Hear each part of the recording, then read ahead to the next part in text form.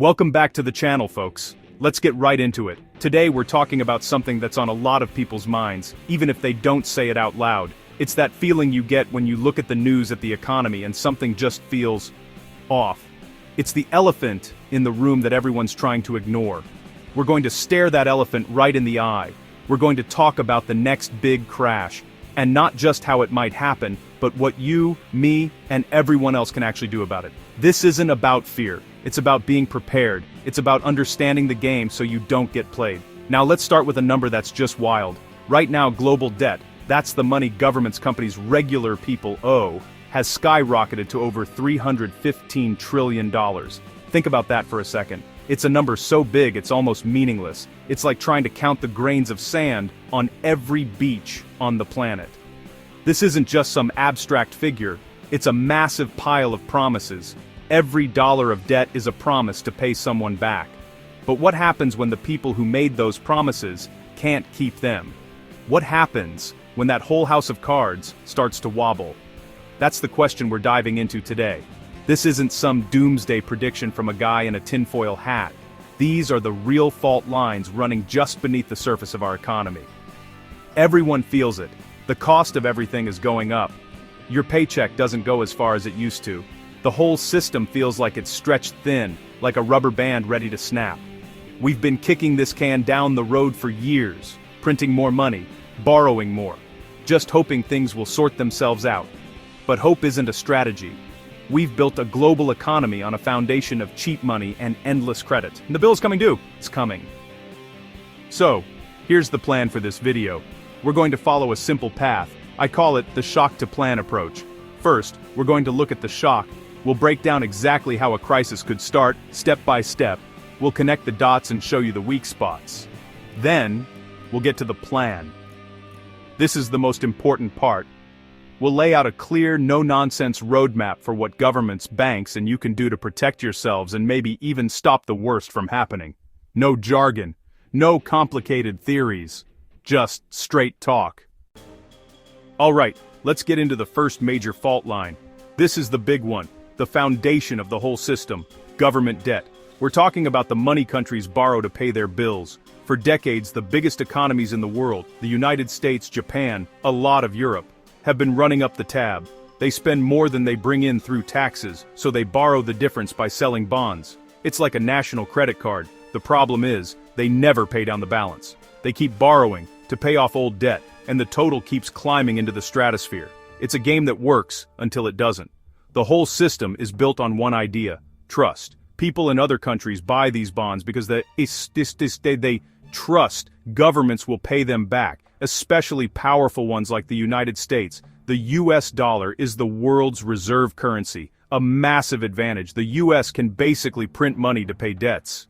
But that has consequences. Print trillions and each dollar loses value. That's inflation. That's your grocery bill going through the roof. It's a hidden tax on everyone holding the currency. We're already feeling the pinch. A clear warning sign. Think back to 2008. That crisis was about private debt, mostly mortgages. This time the problem is at the government level. When a country's debt gets too big, investors get nervous. They demand higher interest rates to lend money, which makes the debt problem even worse. It's a death spiral. We've seen this in smaller countries like Greece, Argentina. They default, their economy collapses, and there's chaos in the streets. Now imagine that happening to a major economy. The shockwaves would be global. It's a ticking time bomb under the whole financial system. The crazy part, low interest rates lulled us into complacency. It was like a giant party where the drinks were free. Now, to fight inflation, they're raising rates. The party's over, and the hangover has begun. Debt that was cheap is suddenly very, very expensive. Governments will face tough choices: cut spending, raise taxes, or keep printing money and hope for the best. None of those options are good.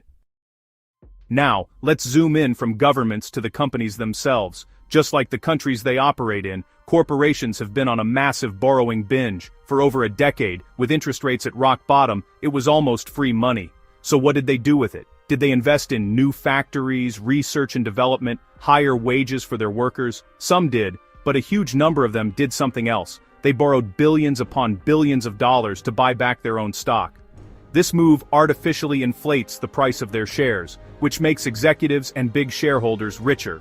It looks good on paper, but it's like eating candy for dinner. It feels good for a moment, but it leaves the company weaker and loaded with debt. This creates a huge vulnerability. These companies are now what we call highly leveraged. That's just a fancy way of saying they're drowning in debt. Their balance sheets are stretched thin. They don't have a lot of cash on hand to handle a downturn.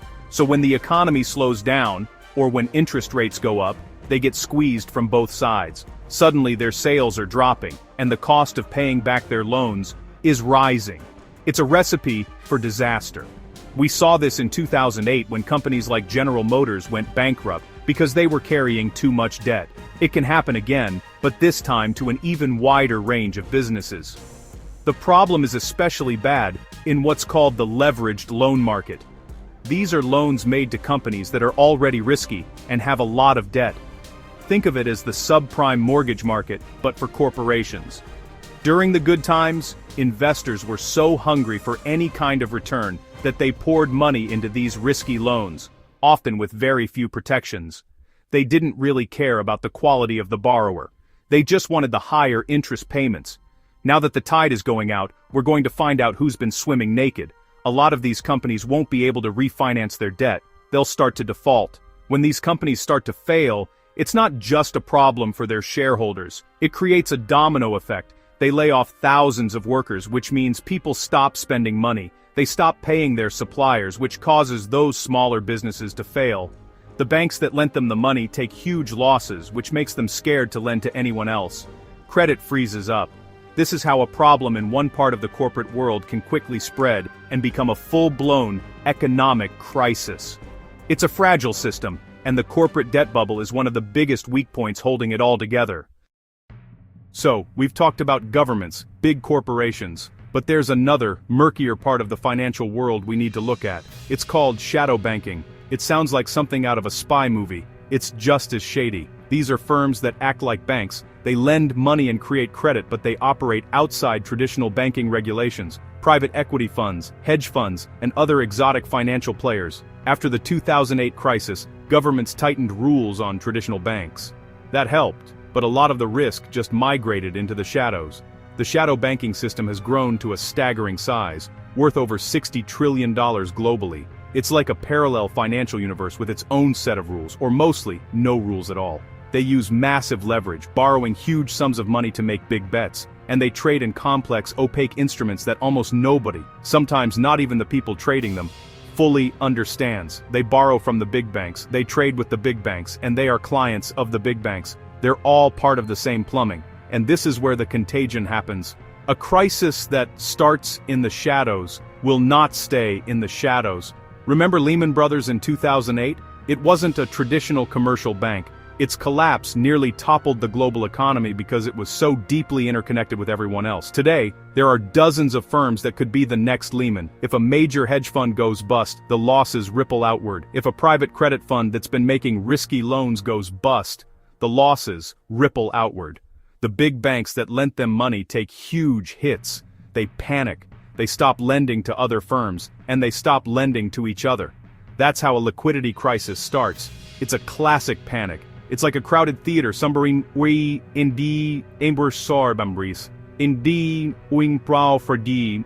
Someone yells fire, and everyone rushes for the exits at the same time, and they all get stuck. In finance, the exit is cash, and when everyone tries to sell their assets and get to cash at the same time, asset prices collapse. No one knows who owes what to whom, and trust evaporates instantly. The regular banks, fearing they might be exposed, hoard cash.